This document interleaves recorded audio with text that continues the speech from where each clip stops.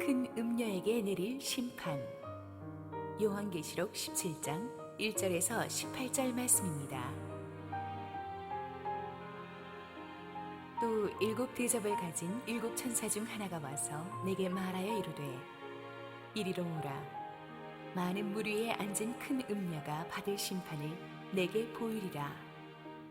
땅의 임금들도 그와 더불어 음행하였고 땅에 사는 자들도 그 음행의 포도주에 취하였다 하고 곧 성령으로 나를 데리고 광야로 가니라. 내가 보니 여자가 붉은빛 짐승을 탔는데 그 짐승의 몸에 하나님을 모독하는 이름들이 가득하고 일곱 머리와 열 뿔이 있으며 그 여자는 자줏빛과 붉은빛 옷을 입고 금과 보석과 진주로 꾸미고 손에 금잔을 가졌는데 가증한 물건과 그의 음행의 더러운 것들이 가득하더라. 그의 이마에 이름이 기록되었으니 비밀이라 큰 바벨론이라 땅의 음녀들과 가증한 것들의 어미라 하였더라. 또 내가 보매 이 여자가 성도들의 피와 예수의 증인들의 피에 취한지라. 내가 그 여자를 보고 놀랍게 여기고 크게 놀랍게 여기니 천사가 이르되 왜 놀랍게 여기느냐. 내가 여자와 그가 탄 일곱 머리와 열 뿔 가진 짐승의 비밀을 내게 이르리라. 내가 본 짐승은 전에 있었다가 지금은 없으나 장차 무저갱으로부터 올라와 멸망으로 들어갈 자니 땅에 사는 자들로서 창세 이후로 그 이름이 생명책에 기록되지 못한 자들이 이전에 있었다가 지금은 없으나 장차 나올 짐승을 보고 놀랍게 여기리라. 지혜 있는 뜻이 여기 있으니 그 일곱 머리는 여자가 앉은 일곱 산이요 또 일곱 왕이라. 다섯은 망하였고 하나는 있고 다른 하나는 아직 이르지 아니하였으나 이름은 반드시 잠시 동안 머무르리라. 전에 있었다가 지금 없어진 짐승은 여덟째 왕이니 일곱 중에 속한 자라. 그가 멸망으로 들어가리라. 내가 보던 열 뿔은 열 왕이니 아직 나라를 얻지 못하였으나 다만 짐승과 더불어 임금처럼 한동안 권세를 받으리라. 그들이 한 뜻을 가지고 자기의 능력과 권세를 짐승에게 주더라. 그들이 어린 양과 더불어 싸우려니와 어린 양은 만주의 주시오 만왕의 왕이시므로 그들을 이기실 터이요 또 그와 함께 있는 자들 곧 부르심을 받고 택하심을 받은 진실한 자들도 이기리로다. 또 천사가 내게 말하되 내가 본 바 음녀가 앉아있는 물은 빅성과 무리와 열국과 방언들이니라. 내가 본 바 이 열뿔과 짐승은 음녀를 미워하여 망하게 하고 벌거벗게 하고 그의 살을 먹고 불로 아주 사르리라. 이는 하나님이 자기 뜻대로 할 마음을 그들에게 주사 한 뜻을 이루게 하시고 그들의 나라를 그 짐승에게 주게 하시되 하나님의 말씀이 응하기까지 하십니다. 또 내가 본 그 여자는 땅의 왕들을 다스리는 큰 성이라 하더라. 할렐루야. 우리 하나님께 감사와 영광의 박수를 드리겠습니다. 우리 함께 기도하시고 하나님의 말씀 듣겠습니다. 사랑하는 아버지, 은혜를 감사합니다. 하나님의 영광이 오늘도 부족한 종을 덮으시고 계시록에 담긴 마지막 시대의 말씀을 우리에게 풀어주시옵소서. 예수님의 이름으로 기도했습니다. 아멘. 눈에 보이는 게 다가 아니다라는 말이 있는데 그것은 절대적인 진리입니다. 우리의 육체적인 눈으로 보는 세상 뒤에는 영의 눈으로만 볼 수 있는 영적인 세계가 있습니다. 그런데 사단은 자꾸 눈에 보이는 것이 전부인 것처럼 우리를 미혹시키고 눈에 보이는 것만을 위해 살게끔 자꾸 우리를 몰아갑니다. 그러나 하나님께서는 우리에게 끊임없이 영의 눈을 뜨라고 하십니다. 그래서 세상 배후에서 꿈틀거리고 있는 무서운 어둠의 세력의 실체를 우리에게 깨닫기를 원하십니다. 그러면서 보이지 않는 하늘의 영광과 복을 사모하라고 하시는 거예요. 오늘의 본문은 세상 권세 뒤에서 움직이고 있는 무서운 악의 실체를 다시 한번 우리에게 깨닫게 해 줍니다. 오늘의 본문에 보면은 큰 음녀가 나오고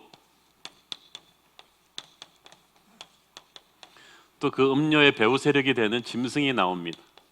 이 짐승은 계시록 13장에 소개되었던 바로 적 그리스도죠. 이 두 악한 주인공들을 염두에 두고 오늘의 본문을 읽어야만 합니다. 1절 같이 읽으시겠습니다. 시작.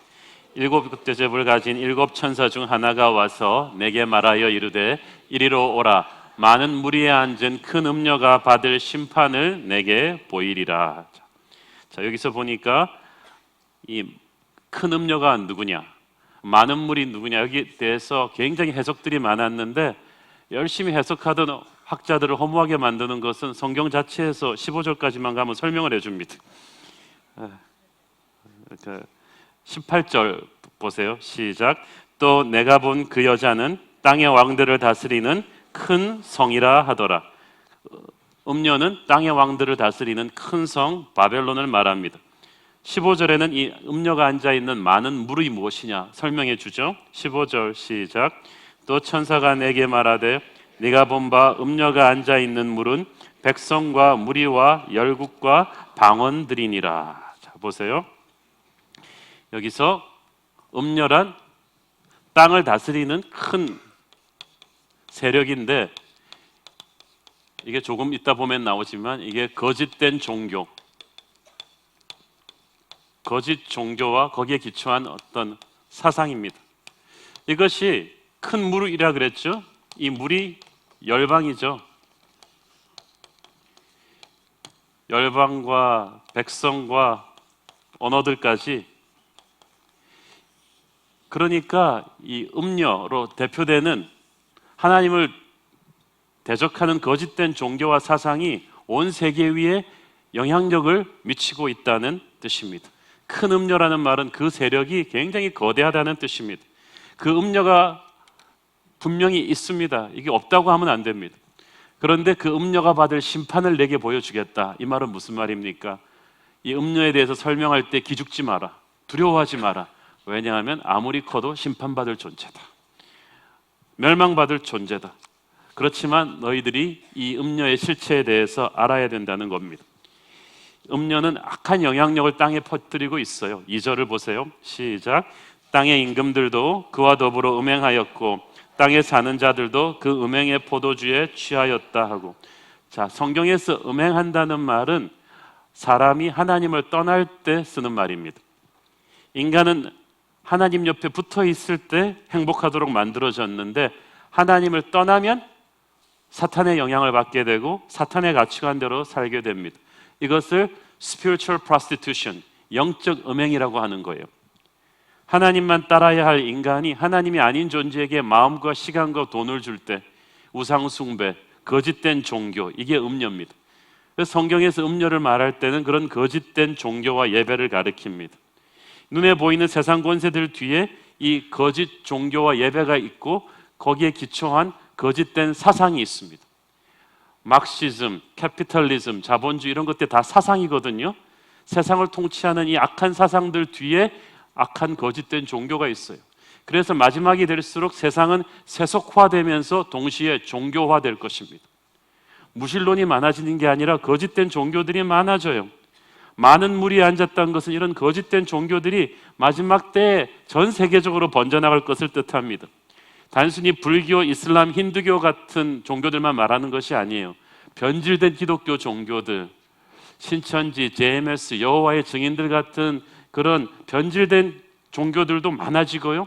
너무나 많은 미신과 신흥 종교들과 우상 숭배가 이 첨단 과학의 시대에 최첨단 성진국들 안으로도 얼마나 많이 범람하고 있는지 몰라요.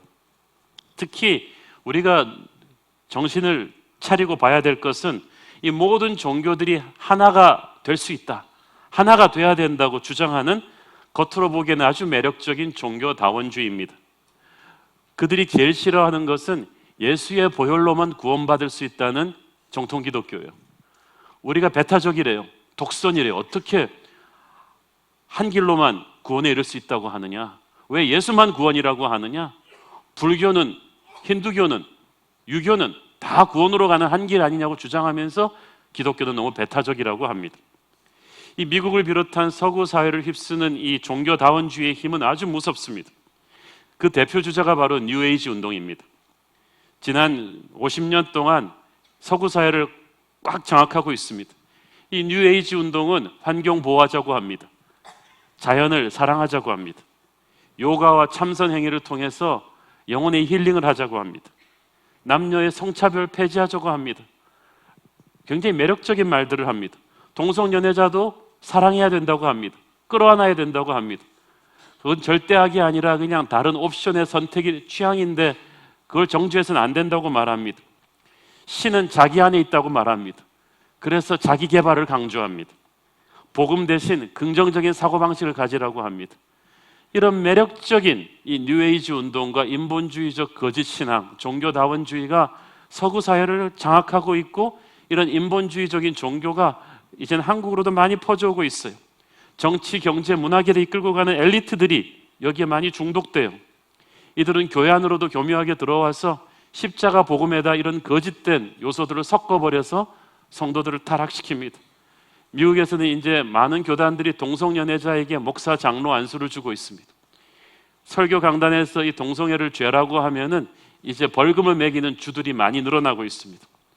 미국의 많은 자유주의 신학교에서는 불교나 힌두교 사제들을 불러서 강의를 시키는 일들이 너무나 많이 일어나고 있어요. 하버드, 예일, 유니온 신학교 같은 우리가 아는 유명한 신학교들이 그런 종교 다원주의를 수용하는 자유주의 신학이 되어버렸어요. 이 영향력이 지금 한국으로도 몰려오고 있습니다. 한국 교회가 정신 차리지 않으면 교묘한 마스크로 위장해서 기독교를 타락시키는 이런 요소들에 의해서 붕괴될 것입니다. 이 거짓된 종교는 거짓된 삶으로 연결이 됩니다. 2절 읽습니다. 시작. 땅의 임금들도 그와 더불어 음행하였고 땅에 사는 자들도 그 음행의 포도주에 취하였다 하니라. 여기서 땅의 임금들이란 세상을 지배하는 세력들을 말해요. 땅의 임금들. 여러분, 이 세계의 그 정치, 경제, 문화, 패션, 스포츠의 트렌드를 쫙 끌고 가는 몇 개의 메가 도시들이 있습니다. 어느 시대나 있었는데 오늘날의 뉴욕, 홍콩, 런던, 파리, 밀라노, 두바이, 서울 이런 데들에서 일어나는 많은 문화와 정치, 경제, 스포츠 트렌드들이 전 세계에 영향을 줘요. 그런데 그 안에는 굉장히 폭력적이고 물질 중심적이고 음란한 가치관과 이런 사상들이 흘러가고 있어요. 그 음행의 포도주에 취했다고 했어요. 취한 사람은 자기가 뭘 하고 있는지 판단을 못합니다. 세상 사람들은 지금 제정신으로 사는 것이 아니라 이런 악한 거짓 종교와 사상에 근거한 세상의 스피릿에 지금 취해서 모든 행동과 삶을 살고 있는 거예요. 이 음료의 유혹은 치명적이죠. 영어로 fatal attraction이라고 그러지 않습니까? 치명적인 만큼 매력적입니다. 4절 읽습니다. 시작. 그 여자는 자줏빛과 붉은빛 옷을 입고 금과 보석과 진주로 꾸미고 손에 금잔을 가졌는데 가증한 물건과 그의 음행에 더러운 것들이 가득하더라. 이 자줏빛과 붉은빛 옷은요, 그 당시 로마의 아주 부자나 권력자들만 입을 수 있는 옷입니다. 그래서 계시록을 받아 있는 성도들이 이 말을 들었을 때 이 부자다라는 걸 딱 아는 거예요. 그래서 이 음료는 돈을 갖고 있어요. 권력을 갖고 있어요. 인기를 갖고 있어요. 화려함을 가지고 있어요. 그렇기 때문에 이 힘을 매력적이에요. 이 힘을 거절할 수 있는 사람이 별로 없습니다. 금은 보석과 진주로 꾸미고 있어요. 그런데 그 화려한 금잔 안에 가증한 물건이 있다 그랬어요. 하나님 앞에 가증한 우상 숭배가 있다 그랬어요. 그리고 더러운 것이 있다 그랬는데 이것은 그대로 직역하면 그 성적인 음란입니다. 이 음료의 그 정체는 화려함 뒤에 우상 숭배와 성적인 타락이 있는 거예요. 이것들이 교회를 타락시켜요. 무서운 핍박만이 성도들을 무너뜨린 게 아니에요. 여리고를 무너뜨린 여호수아의 군대가 가나안에 들어가서 이런 가나안의 폭력적이고 음란한 우상 종교에게 내부에서부터 붕괴돼 버렸습니다. 5절 계속해서 봅니다. 시작. 그의 이마에 이름이 기록되었으니 비밀이라 큰 바벨론이라 땅의 음료들과 가증한 것들의 어미라 하였더라. 이 비밀이라는 말은 이 음료에 미혹된 사람들이 이 바벨론이 거짓이라는 것을 모르고 있다는 거예요. 그 실체가 그렇게 악하다는 걸 모르고 있어요. 그 끝이 멸망이라는 것도 모르고 있어요. 그의 이름은 큰 바벨론으로서 땅의 음녀들과 가증한 것들의 어미. 그러니까 우리가 눈에 보이는 그 악한 것들이 그냥 혼자 있는 게 아니고 뒤에 어미가 있다는 거예요. 모선이 있어요. 머덜십이 있다는 거예요. 이 악의 사령부가 뒤에 다 도사리고 있으면서 악한 영과 정신을 불어넣어서 조종하는 거예요. 음녀의 배후 세력인 이 적 그리스도가 또 그 뒤에 이제 있다는 것을 우리가 알게 되죠. 다시 한번 강조하면 이 큰 음녀는 눈에 보이는 것들의 매력을 가지고 있는 존재다.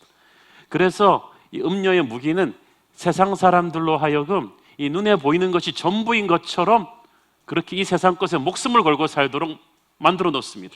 이걸 목숨 걸고 추구하라고 만들어 놓습니다. 이걸 가지는 것이 성공이라고 유혹합니다. 이걸 가지고 그리스도인들도 유혹합니다. 복음을 변질시킵니다. 예수를 잘 믿어서 너도 이것을 가져라. 예수님이 졸지에 이것들을 가지기 위한 도구로 전락하는 거예요. 이걸 가져야 복받은 사람이다. 이 유혹에서 여러분이 깨야 돼요. 젊은 나이에 세계적인 스타가 되어서 하루아침에 돈과 인기를 한꺼번에 걸머쥔 이런 배우가 있었습니다. 그런데 이 배우가 몇 년을 못 다가 마약 중독자가 되어버렸어요. 기자들이 물었습니다. 당신이 그 큰 인기를 얻기 전에 무명이었을 때 그때로 돌아갈 수 있다면, 그때 당신이 성공하기 전에 내가 이걸 알았더라면 좋았을 것 하는 게 있는가? 물어봤더니 이 배우가 말하기를, 그때 정상에 아무것도 없다는 것을 알았더라면 좋았을 텐데. 그때는 정상에 가고 싶어서 미친 듯이 달렸다는 거예요. 내가 유명한 배우가 돼서 돈과 인기를 걸머쥐면은 행복할 거라고 생각했는데 의외로 아무것도 없었다는 거예요. 이 고통의 시간이 지나서 노력해서 거기까지 가면 행복이 찾아올 줄 알았는데 말할 수 없는 허탈감이 오더라는 거죠. 그것이 음녀가 주는 성공의 실체입니다.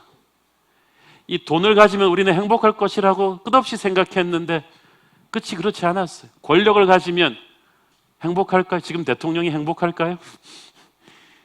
지금 우리나라에서 제일 돈 많은 그분, 심근경색으로 쓰러진 그분이 행복하십니까? 인기를 한 몸에 쥐었던 스타들이 과연 행복할까요?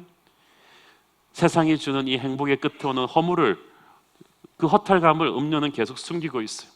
그래서 우리는 성령 충만한 눈으로 정신을 차리고 살아야만 합니다. 우리가 주님과 동행하면 우리의 겉사람은 낡아도 우리의 속사람은 날마다 새로워질 것입니다. 이 음녀가 장악하고 있는 시대에 중요한 것은 우리가 얼마나 높이 가는가가 아니라 우리가 과연 누구와 함께 있는가요? 우리가 무엇을 이루느냐가 아니라 어떤 사람이 되느냐입니다. 하나님의 백성은 하나님을 이용해서 세상적인 화려함을 가는 것이 아니라 영적인 진실함을 추구할 것입니다. 자꾸 크고 위대한 일을 하려고 하지 마십시오. 신실한 주님의 신부로 살려고 몸부림쳐야만 합니다. 이것이 마지막 시대 우리에게 주는 하나님의 도전입니다. 음녀는 주님의 교회를 핍박하죠. 6절 읽습니다. 시작. 또 내가 보매 이 여자가 성도들의 피와 예수의 증인들의 피에 취한지라 내가 그 여자를 보고 놀랍게 여기고 크게 놀랍게 여기니. 피에 취했다고 하죠. 하나님의 백성들을 거의 살인마처럼 쫓아다니면서 공격하고 핍박합니다. 여러분, 세상과 그렇게 친구하려고 하지 마십시오. 세상은 우리 안 좋아해요. 세상 권세 잡은 자는 우리를 마귀처럼 여기고 있는데 우리는 세상과 친구해 보려고 이렇게 발버둥을 치니 그건 굉장히 허무한 일이에요. 마귀는 지금 이를 갈아 마시면서 우리를 잡으려고 하는데, 그래서 이 하나님의 백성들을 탄압하는 이 음녀의 잔혹한 악의 실체를 보는 순간 요한은 충격을 받았어요. 놀랍게 여기고 크고 놀랍게 여겼다는 말을 영어 성경에 보니까 astonished라고 되어 있어요. 그냥 나가 떨어질 만큼 충격을 받았다는 뜻이에요. 여러분, 우리가 영의 눈이 안 떠 있을 때는 세상의 죄를 보지를 못해요. 화려함에 깜빡 속아서 좋은가 보다 하는데요, 우리가 영의 눈으로 악의 실체를 보면요, 그 극악함에 놀라 치를 떨게 될 것입니다. 여러분이 세상적인 시각으로 돈 많은 사람 보면 부럽죠? 성령 충만한 채로 그분과 대화를 나눠보세요. 불쌍함을 느끼게 될 거예요. 겉으로는 하찮게 보여도 죄라는 것은 본질적으로 끔찍한 거예요. 요한이 성령의 눈으로 보니까 소스라치게 놀랄 정도로 이 악이 세요. 그렇지만 여러분은 악에 대해서 놀라는 수준으로 끝나지 말고 이 악의 실체를 정확하게 알아야만 합니다. 천사는 계속해서 음녀의 뒤에 있는 배후 세력 짐승에 관해서 설명을 해줍니다. 3절을 읽겠습니다. 시작. 곧 성령으로 나를 데리고 광야로 가니라. 내가 보니 여자가 붉은빛 짐승을 탔는데 그 짐승의 몸에 하나님을 모독하는 이름들이 가득하고 7머리와 10뿔이 있으며, 여기서 광야라는 것은 음녀가 지배하고 있는 우리가 보지 못하는 어둠의 세상, 사단의 영역을 말합니다. 세상 사람들은 이 영역까지 보지 못해요. 그러나 성령께서 광야로 데려가셨다 그랬어요. 우리가 성령 충만할 때 이 어둠의 세계, 배후 세력의 실체를 보게 될 것입니다. 이 여자가 붉은빛 짐승을 탔다고 했죠. 13장에 나오는 적그리스도입니다. 그 적그리스도는 문자 그대로 그리스도를 대적하는 존재, 몸에 하나님을 모독하는 이름들이 가득했다고 했어요. 이름은 그 사람의 행동 지침이에요. 삶이에요. 적그리스도의 행동 지침은 하나님을 모독하는 거예요. 하나님을 대적하는 거예요. 그래서 이 적그리스도가 바로 음녀의 뒤에서 큰 뒷배가 되고 있는 거예요. 자, 8절 읽습니다. 시작. 내가 본 짐승은 전에 있었다가 지금은 없으나 장차 무저갱으로부터 올라와 멸망으로 들어갈지니 땅에 사는 자들로서 창세 이후로 그 이름이 생명책에 기록되지 못한 자들이 이전에 있었다가 지금은 없으나 장차 나올 짐승을 보고 놀랍게 여기리라. 전에 있었다가 지금은 없으나, 지금 적그리스도가 그리스도의 죽음과 부활을 자기도 흉내내는 거예요. 그러나 장차 무저갱으로부터 올라와 멸망으로 들어갈 것이다. 마지막 시대에 이 적그리스도가 완전히 그 정체를 드러내면서 하나님을 대적하다가 결국은 최후 심판을 받게 된다는 뜻입니다.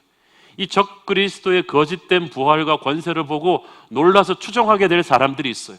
와, 내가 그분에게 충성을 바쳐야지. 이 정신없는 사람들이 누구냐? 어린 양의 생명책에 기록되지 않은 사람들이에요. 머리도 좋은 사람들이에요. 돈도 많은 사람들이에요. 그러나 생명책에 기록되지 않았기 때문에 소용이 없어요. 영적으로 둔하니까 무기력하게 이 어둠의 세력의 추종자가 되어버리죠. 자, 여기서 이제 중요한 것은 이 적그리스도에게 7머리와 10뿔이 있다는 거예요.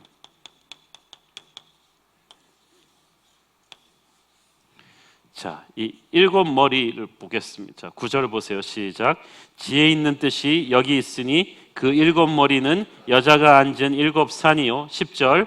또 7왕이라. 5은 망하였고 하나는 있고 다른 하나는 아직 이르지 아니하였으나 이르면 반드시 잠시 동안 머무르리라.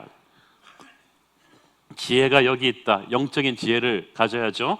영적인 지혜를 가지고 이걸 풀어보니까 짐승이 7머리를 갖고 있다고 했는데 이 7머리가 여자가 앉은 7산이라고 했어요. 요한계시록을 받아 읽는 사람들한테는 7산이라 그러면 딱 떠오르는 이미지가 로마예요. 왜냐하면 로마의 건국 신화가 7개의 산에서부터 시작했거든요. 이거 로마인가 보다 라고 생각하려고 그러는데 10절이 나와요. 이 7산이 7왕이라는 거예요. 그러니까 단순히 로마를 말하는 것이 아니라 7왕, 그러니까 국가를 말하는 거예요. 국가. 자, 그런데 5은 망하였고 하나는 있고 다른 하나는 아직 이르지 않았다. 그러면 이 7머리 중에서 5개의 국가는 지금 계시록을 받아 읽고 있는 그 시점이 지금 로마 시대죠. 그러니까 거기서 보면은 다른 하나는 있고 라는 그 말을 상징하는 지금 있는 제국은 그들에게 있어서 로마죠. 로마 전에 있었던 다니엘이 꿈에서 봤던 5개 왕국 기억하십니까? 이집트, 아수르, 바벨론, 메데 페르시아, 그리고 그리스예요.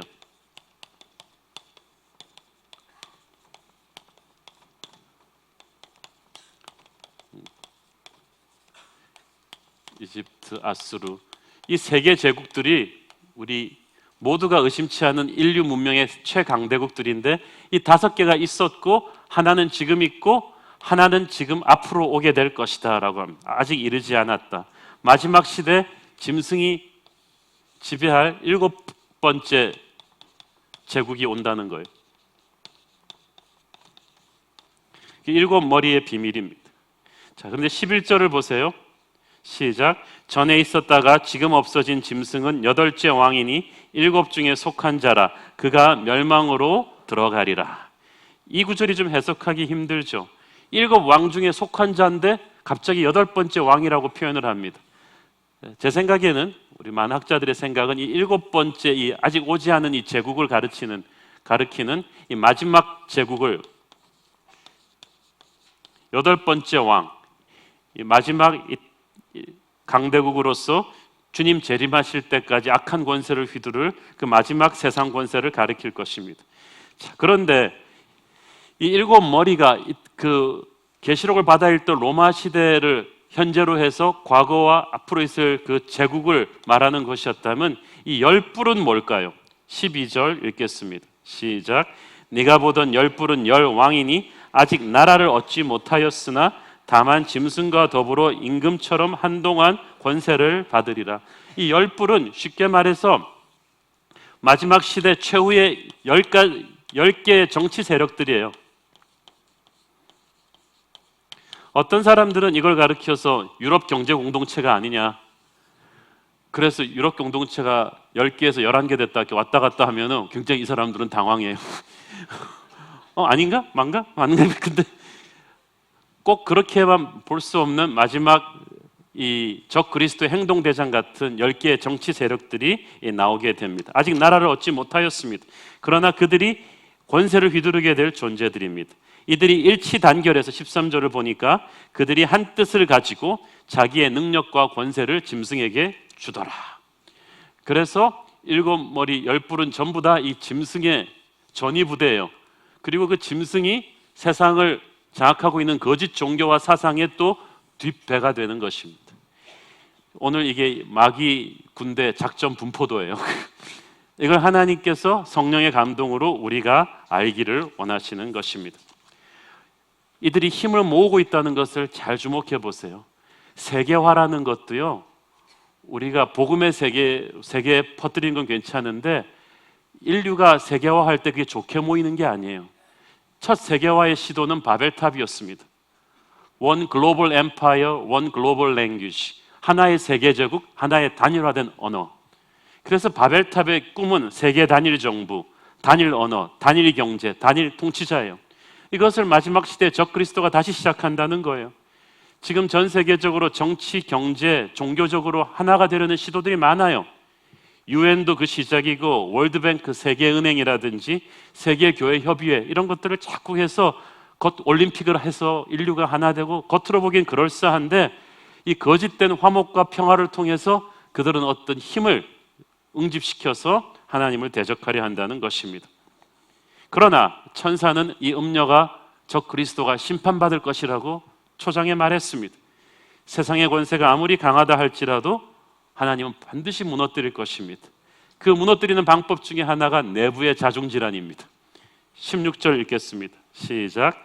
네가 본 바 이 10뿔과 짐승은 음녀를 미워하여 망하게 하고 벌거벗게 하고 그의 살을 먹고 불로 아주 사리리라. 이 거짓 종교와 사상을 통해서 세상에 힘을 모은 짐승이 때가 되니까 더 이상 필요 없으니까 또 거짓 종교를 또 버립니다.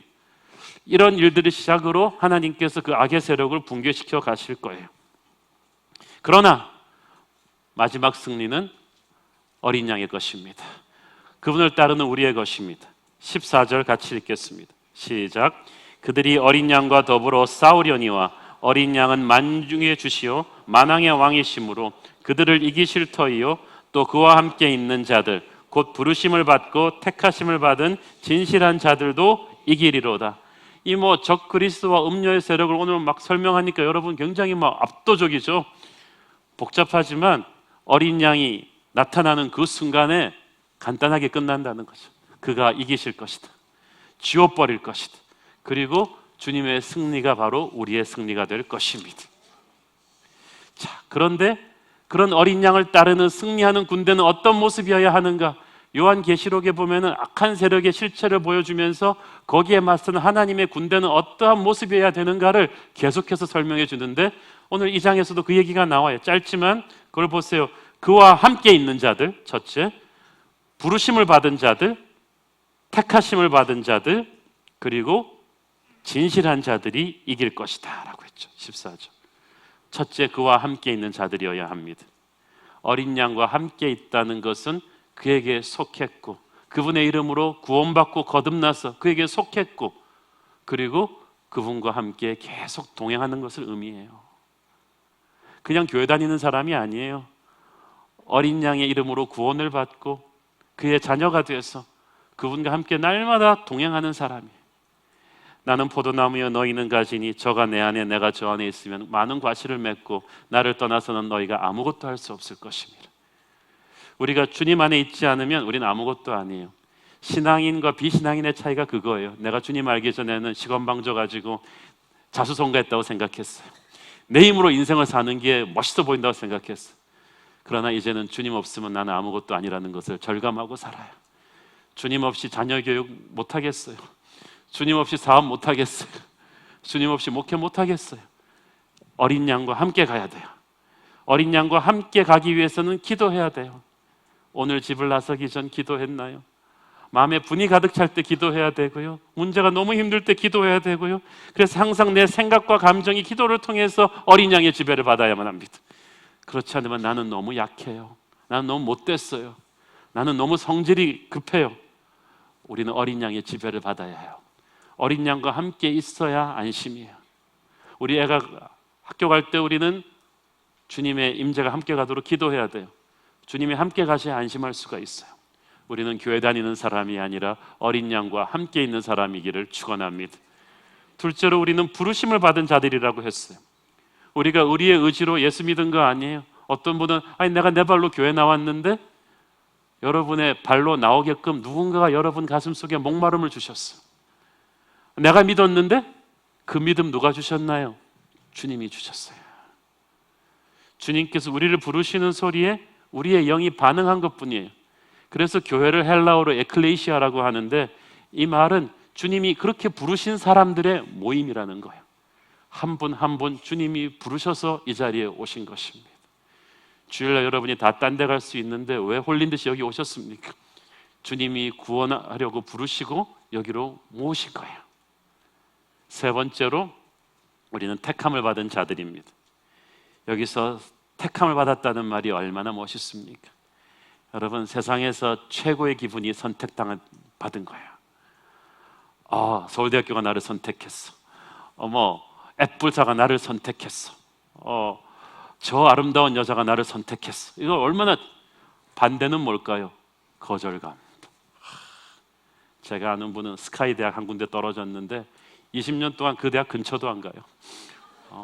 그 대학 출신들하고 말도 안 섞였대요. 상처가 심각했어요.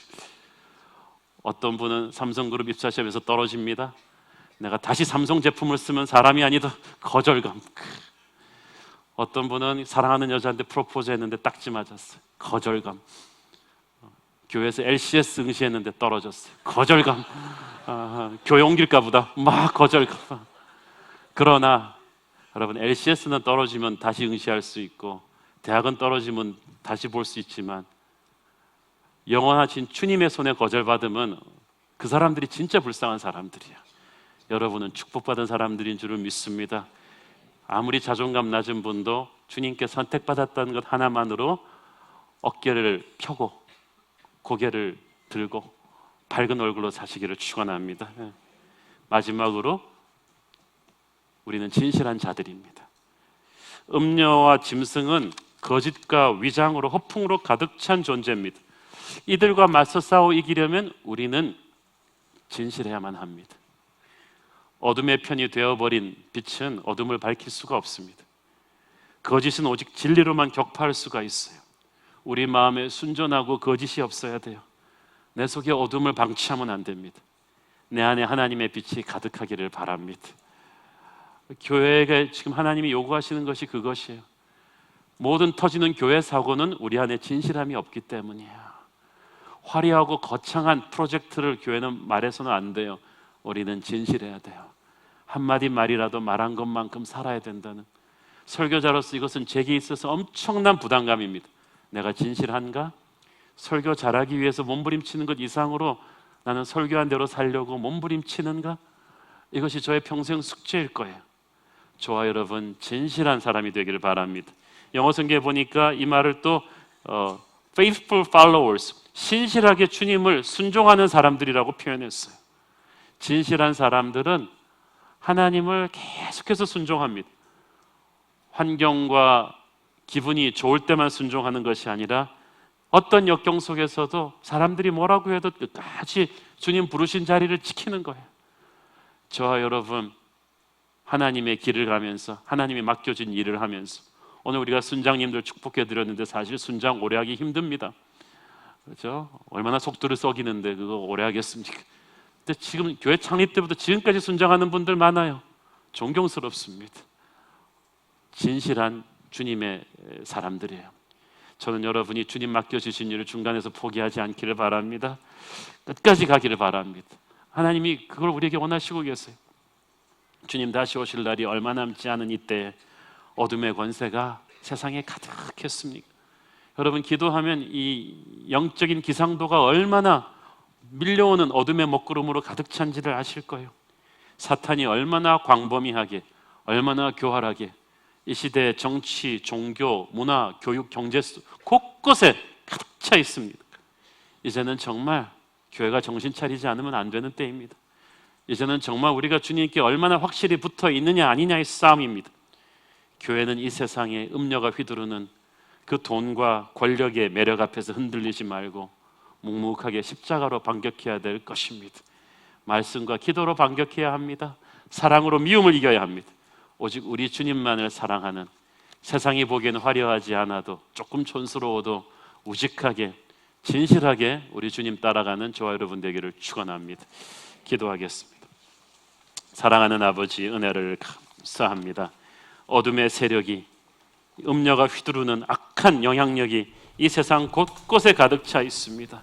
기도하면서 우리는 영적인 답답함을 느끼고 공격과 핍박을 느낍니다만은 주님, 어린 양의 승리를 믿습니다.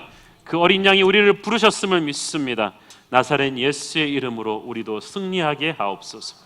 예수님의 이름으로 기도했습니다. 아멘.